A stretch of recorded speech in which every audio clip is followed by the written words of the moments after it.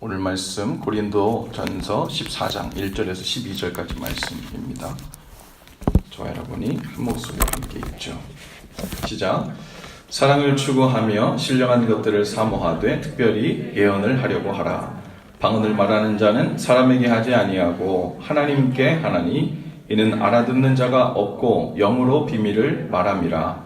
그러나 예언하는 자는 사람에게 말하여 덕을 세우며 권면하며 위로하는 것이요 방언을 말하는 자는 자기의 덕을 세우고 예언하는 자는 교회 덕을 세우나니 나는 너희가 다 방언 말하기를 원하나 특별히 예언하기를 원하노라.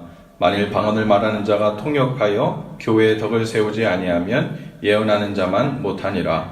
그런즉 형제들아 내가 너희에게 나아가서 방언으로 말하고 계시나 지식이나 예언이나 가르치는 것으로 말하지 아니하면 너희에게 무엇이 유익하리요? 혹 필이나 검은고와 같이 생명 없는 것이 소리를 낼 때 그 음의 분별을 나타내지 아니하면 필이 부는 것인지 검은고 타는 것인지 어찌 알게 되리요? 만일 나팔이 분명하지 못한 소리를 내면 누가 전투를 준비하리요? 이와 같이 너희도 혀로서 알아듣기 쉬운 말을 하지 아니하면 그 말하는 것을 어찌 알리요? 이는 허공에다 말하는 것이라. 이같이 세상에 소리의 종류가 많으나 뜻없는 소리는 없나니 그러므로 내가 그 소리의 뜻을 알지 못하면 내가 말하는 자에게 외국인이 되고 말하는 자도 내게 외국인이 되리니 그러므로 너희도 영적인 것을 사모하는 자인즉 교회의 덕을 세우기 위하여 그것이 풍성하기를 구하라. 아멘. 할렐루야. 고린도전서 12장 또 13장 14장 계속해서 신령한 은사에 관한 이야기들이 진행되고 있습니다. 12장에 보면 그 성령의 은사들이 쭉 나열되고요. 13장에 가면 그 중에 가장 큰 은사인 사랑의 은사를 사모하라 그러면서 사랑의 은사에 대한 자세한 설명을 한 장을 다 할애해서 이야기하죠. 그리고 14장에 넘어오면 14장에 신령한 것들을 사모하되 그리고 다시 예언과 방언을 비교해 가면서 방언은 이러이러한데 좋고 유익이 되지만 질서 가운데서 해야 한다. 더더욱 예언하기를 힘쓰라. 이렇게 말씀하고 있어요. 자, 여러분 이 은사에 관한 이야기를 하면 우리 가운데 혼란스러울 수 있어요. 그리고 이것이 방언을 하라는 말인지 하지 말라는 말인지 또 때로는 예언을 우리가 할 수 있다는 것인지 할 수 없다는 것인지 또 어떻게 질서 가운데 하는 것이 좋다는 말인지 또 우리 가운데 그 의미를 분명하게 하기가 쉽지 않을 수 있습니다. 특별히 오늘 말씀 중에 가장 많이 나오는 단어가 바로 방언과 예언입니다. 성경에 나오는 방언은요, 두 종류의 방언이 있는 것으로 성경에서 묘사하고 있습니다. 오늘 성경의 말씀을 그 표현을 따라서 좀 하자면 하나님을 향하여 하는 방언이 있고 사람을 향하여 하는 방언이 있다는 거예요. 여러분 잘 아는 것처럼 사도행전에 성령이 임하고 나서 사람들에게 방언이 임했죠. 그리고 방언을 말하는데 사람들에게 가서 복음을 전도하는 방언이 되었어요. 그렇죠? 그래서 예루살렘에 명절을 지키러 모인 사람들에게 방언으로 각자 외국에서 온 사람들에게 그들의 나라 말로 복음을 전하는 방언을 말하기 시작했어요. 그때 말하는 방언은 목적이 분명하죠. 복음을 전하는 방언이고 누구에게 말하는 거예요? 사람에게 말하는 방언입니다. 그때 말하는 방언은 외국어예요. 외국어. 못 알아듣는 말이 아니라 외국 나라 어느 언어가 분명한 말이죠. 또 하나 성경에 나오는 방언에 대한 이야기의 묘사는 이 고린도 교회에 나오는 묘사인데 여기서 나오는 방언은 사람에게 하는 방언이 아니라 하나님에게 하는 방언이라고 표현되어 있어요. 그리고 사도 바울은 분명히 여기서 나오는 방언은 외국어가 아닌 거예요. 아무도 못 알아듣는 말이에요. 하나님만 알아들을 수 있는 언어인 거죠. 그러니까 영으로 말하는 것이라고 합니다. 그래서 하나님께 말하는 종류의 방언은 자기와 하나님과의 관계 그리고 하나님께 기도할 때 그리고 영으로 하나님께 기도하는 것에는 유익하지만 다른 사람들이 도저히 알아들을 수 없고 시끄럽고 때로는 불쾌할 수도 있으니까 이거 도저히 외국어를 말하는 것처럼 되고 허공에다 외치는 소리 같고 의미 없는 소리 같고 어려울 수 있다. 그러니까 고린도 교회 성도들이 하나님께 하는 그 방언, 즉 알아들을 수 없는 방언을 계속하다 보니까 뭐라고 이야기합니까? 질서 가운데서 하라는 거예요. 사람들이 모였을 때는 하나님께 하는 방언을 하지 말고 그것은 각자 개인 기도할 때 하라는 거예요. 그런데 아까 얘기했죠? 사람에게 하는 방언, 사람에게 하는 방언에 또 하나님께서 허락하실 땐 그 언어를 가지고 복음 전하는 목적이 분명하다는 겁니다. 또 하나 제일 많이 나오는 게 뭐예요? 방언 말고 예언입니다. 예언. 그래서 이런 이유 때문에 너희가 특별히 방언 말하는 것보다 뭘 말하기를 구하래요? 예언하기를 구하래요. 여기서 말하는 예언은 우리가 일전에도 한번 여러분에게 말씀드린 데 있지만 성경에서 대부분에 나오는 예언이라고 표현된 부분은 오해가 있습니다. 그래서 예언에 대한 바른 이해가 필요한데요. 여기서 나오는 그 예언은 미래를 예측하는 그런 종류의 예언을 말하는 게 아니죠. 그 네이버 사전에 찾아보면요, 예언하고 치면 이렇게 나와요. 두 가지 뜻이 나오는데 네이버 사전에 일반적으로 다가올 일을 미리 알거나 짐작하여 말함. 이게 예언이란 뜻이란 거죠. 그리고 두 번째, 가로 열고 뭐라고 돼 있냐면 기독교. 가로 열고 기독교 한 다음에 기독교에서는 예언이 뭔가 하고 뭐라고 써 있냐면 신탁을 받은 사람이 하나님으로부터 직접 계시된 진리를 사람들에게 전하는 일 혹은 그런 말, 이렇게 표현되어 있어요. 그러니까 네이버 사전에도요, 기독교에서 말하는 예언은 미래를 점치는 것이 아니라 신탁을 받은 사람, 즉 하나님으로부터 계시를 받은 선지자 혹은 하나님의 성령으로부터 하나님의 말씀에 감동이 있는 사람이 그 말씀을 누군가에게 전하는 것, 그것이 예언이라고 되어 있습니다. 성경에서 우리가 예언이라고 말할 때 그 한자로 보면요, 예언할 때 그 예자는 그 미래를 점치는 미래 예자를 쓰는 게 아니라 예치, 예금 할 때 맡길 예자를 씁니다. 성경에 나오는 예언은 맡길 예요. 뭘 맡기는 거예요? 하나님의 말씀을 맡은 거예요. 그래서 성경에서 킹제임스 버전을 우리가 얘기할 사람들이, 어떤 사람들은 킹제임스 버전의 번역만이 이 하나님의 그 진리의 말씀에 가장 가깝다고 믿는 사람들이 있죠. 그만큼 아주 보수적이고 또 아주 신뢰가 있다고 많이 말하는 사람들도 있는데, 킹제임스 버전의 번역에서는 이 예언이란 단어를 대언이라고 썼어요. 그래서 그러니까 점치는 것과 오해가 될까봐 대신 하나님 대신 전한다는 의미로 대언이라는 말로 번역해서 썼다고요. 그래서 어디서 누가 내가 예언해 주겠소, 나는 예언의 은사를 받았소 하고 와가지고 당신의 미래를 점치거나 사고 날 일, 병이 고쳐질 일 혹은 자녀에 관한 일을, 미래에 관한 이야기를 얘기한다 그러면 그 사람이 어떤 은사를 받았든 못 받았든 상관없이 그 사람은 성경에서 얘기하고 있는 기독교적인 예언의 의미를 오해하고 있는 겁니다. 예. 나단 선지자를 기억할 거예요. 나단 선지자. 나단 선지자가 어느 날 왕 앞에 오죠. 어떤 왕 앞에 왔죠? 다윗 왕. 예. 다윗 왕 앞에 와서, 왕이요, 한 스토리가 있습니다. 이 사람은 새끼 양 한 마리밖에 없는데 그 양이 너무 사랑스러워서, 이건 양이 아니라 거의 자기 딸처럼 그렇게 여기는 양입니다. 그래서 같이 먹고 자고, 너무 가깝게, 마치 우리 그 사람처럼 우리가 함께 기르는 우리 애완 동물처럼 그렇게 기르는 양인 거예요. 그런데 여러분, 99마리 있는 그 부자가 있는데, 그 부자가 그 한 마리 가지고 있는 그 사람의 양을 빼앗아갔다는 겁니다. 왕이 어떻게 할까요? 왕이 뭐라 그래요? 당장 가서 죽여야 된다, 그 악한 자를. 그랬더니 나단 선지자가 뭐라고 합니까? 그 악한 자가 바로 왕이십니다. 하나님께서 내게 이르기를, 이게 무슨 얘기하는 거예요? 그 많은 여인과 첩들을 많이 두었던 그 다윗 왕이 누구의 아내를 탐했어요? 우리아의 아내 바세바를 탐했죠.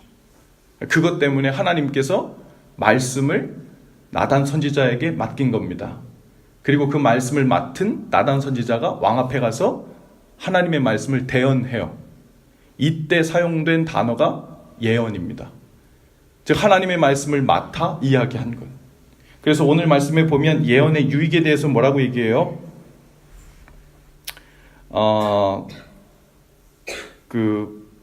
3절에 보면요. 그러나 예언하는 자는 사람에게 말하며 덕을 세우며 권면하며 위로하는 것이라고 이야기합니다.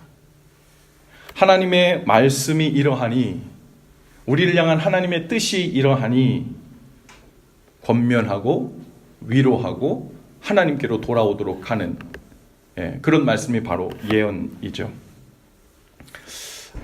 우리 가운데 신령하다고 그러면요, 우리한테는 이런 느낌이 있습니다. 신령한 은사 그러면, 신령하다가 영어로는 spiritual이라고 돼 있잖아요. 그러니까 영이니까 잘 안 보인다는 느낌이 있잖아요. 그러니까 자연스럽게 신령하다 그러면 잘 안 보이는 거, 그리고 긴 듯 아닌 듯 불분명한 거. 그래서 이 부분은 명확하지 않아서 이럴 수도 있고 저럴 수도 있다고 생각되는 거, 이 혼란스러운 느낌을 우리 가운데 줄 수 있습니다. 그런데 신령하다면 오히려 더 분명해야 합니다. 그리고 분명하려고 노력하지 않으면요, 그 신령하다고 하는 그 느낌이 혹은 그 어떤 행동이, 그것이 우리의 신앙생활을 안개 속으로 잡아 끌고 들어갈 수 있어요. 단순히 내게 어떤 감동이 있고 특별한 체험이 있고 신비한 느낌이 있다는 것만으로 나는 무언가 됐다고 생각하고 특별한 영적인 수준에 이르렀다고 착각하기 쉽고, 하나님께서도 이런 나에게 특별히 대하고 있다는 느낌을 가지면서 오해를 하는 거예요. 그래서 이 신령하다고 하는 것이 도대체 무엇인지, 여러분 오늘 제가 아까 일부러 12장부터 이야기를 했는데 12장부터 신령한 은사들에 쫙 얘기했잖아요. 그리고 13장에 뭘 얘기했다 그랬어요? 가장 큰 은사인 사랑의 은사. 사랑의 은사는 신령한 은사일까요? 안 신령한 은사일까요? 가장 신령한 은사예요. 여러분, 신령하다는 게 뭐예요? 스피리추얼하다는 게 뭐예요? 도대체 가장 힘들고 도대체 믿기지가 않고 어떻게 저런 일이 일어날 수 있을까 하고 신비한 거잖아요. 그렇죠? 여러분, 도저히 사랑할 수 없는 사람을 사랑할 수 있게 되는 게 신령한 거고 신비한 거예요. 도저히 용납할 수 없는 사람을 용납하게 되는 건 그것보다 신비하고 신령한 게 어디 있어요. 그래서 지금 바울은 눈에 신비하게 보이는 많은 영상들이 있지만 그 중에서도 가장 신령하고 가장 중요하고 큰 은사인 사랑의 은사를 사모하라고.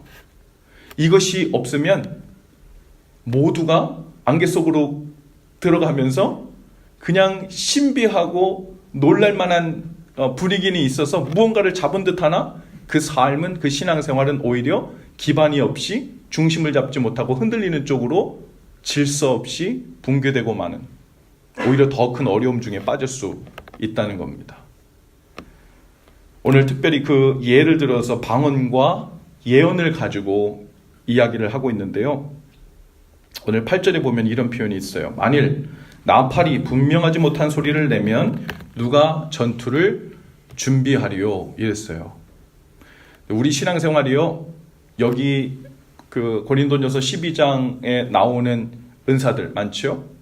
예언의 은사, 방언의 은사, 지혜의 은사, 지식의 은사, 가르치는 은사, 또 병 고치는 은사, 믿음의 은사, 다양한 은사들이 그 안에 쭉 나오는데요. 이 신령해 보이는 은사들, 그리고 그 경험들, 그로 인하여 분명한 곳으로 나가야 한다고 이야기하는 거예요. 여러분, 우리 가운데요, 찬양의 은사도 있죠. 그렇죠? 찬양하다가 우리 가운데 감동도 될 수 있고 눈물도 날 수 있어요. 말씀 듣다가 이전에는 깨닫지 못한 방식으로, 이전에는 생각하지 못했던 의미를 새롭게 깨달아 감동이 될 수도 있어요. 우리 가운데 어떤 새로운 그런 경험들이 일어날 수 있습니다. 그런데 그 새로운 경험만으로 내가 무언가 잘 가고 있다, 괜찮다, 진리에 가까워지고 있다라는 느낌을 갖고 살면 그것은 마치 무엇과 같냐면 분명한 소리를 내고 있지 않은 나팔과 같은 거예요. 그냥 우리 현상적으로 드러나고 경험되고 느껴지는 것만으로 우리 신앙생활이 대강 가고 있다고 생각하는. 근데 생각보다요, 많은 크리스천들이, 많은 그리스도인들이 대강 그 중간 언저리에서 이런 것들도 경험하고 저런 것들도 할 수 있고, 체험했으면 그냥 괜찮다고 느끼는 그 뿌연, 안개 속 걷는 것 같은, 그냥 그쪽에서 신앙생활을 하는 것 같은 어려움에 혼란에 빠져 있어요. 그래서요, 신앙생활을 하다가 찬양하다가 큰 은혜 받았죠? 말씀 듣다가 큰 감동을 받았죠? 기도하다가 어떤 특별한 황홀경을 경험했죠? 그러면 그 다음에 하나님이 나에게 주시는 그분의 말씀을 따라 분명하게 순종하면서 내가 싸워야 될 것이 무엇인지, 고쳐야 될 것이 무엇인지, 순종해야 될 것이 무엇인지 우리 일상에 직면하는 그 싸움의 대상을 분명히 알지 못하는데도, 싸움을 시작하지 않았는데도 내 신앙생활이 괜찮다고 느끼는 거예요. 내가 그런 경험하고 있으니까, 감동도 받았으니까, 신령해 보이는 분위기 속에 있다 왔으니까, 그리고 그 일이 계속 반복됩니다. 그리고 내 삶은 바뀌지 않아요.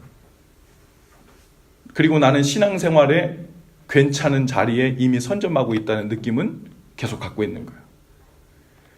오늘 여기서 바울이 우려하는, 신령한 것들을 사모하는데 그 삶은 하나님 앞에서 분명한 위치를 선점하지 못해서, 삶은 하나님 앞에서 어떻게 살아야 되는지 바로 세우지 못해서 휘청거리고 있고, 뭔가 있는 것 같은데 내 삶은 어디로 세워야 되는지 알지 못하는 혼란 가운데 있는, 그죠? 신령한 것들을 사모하지만 그 신령한 것들이 내 삶에 주님께 나가는데 도움이 되지 못하고 유익하지 못한, 바로 그것을 지금 사도 바울이 예를 들어 콕 집어내고 있는 거예요. 오늘 하나님 앞에서 하나님께서 허락하시는 우리의 믿음에 도움이 되고, 확신을 갖는 데 도움이 되고, 하나님께 기도로 나아가는 데 도움이 되는 신령한 은사들이 우리 가운데 물론 있게 되기를 바랍니다. 그 은혜가 있게 되기를 바라요. 하지만 그것만, 그 느낌만 가지면 더 큰 혼란에 빠질 수 있어요. 그것을 붙들고 어디로 나가야 돼요? 하나님, 제게 하나님의 말씀을 맡아 그 말씀을 깨닫고 순종한 자리로 나아가 이 영적인 싸움 가운데 분명한 적이 어딘 줄 알고 날마다 전장 가운데 나가 싸우는 하나님, 그 삶이 시작될 수 있도록 인도해 주시옵소서.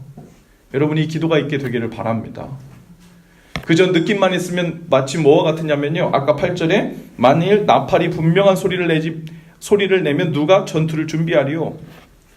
분명하지 못한 소리를 나팔이 내면요, 야, 이건 내가 하나님 은혜 가운데 있는 것 같기도 하고 하나님 은혜를 아는 것 같기도 한데 뭐는 안 해요? 싸움의 대상을 인식하지도 못하고 싸움을 시작해야 되는 이유도 알지 못해요. 그래서 신앙생활, 나의 일상으로 돌아가면요, 싸우려고 하지 않습니다. 그러니 싸워보지도 못하고 지는 거예요. 싸움의 대상도 인식하지 못합니다. 분명하지 않으니까.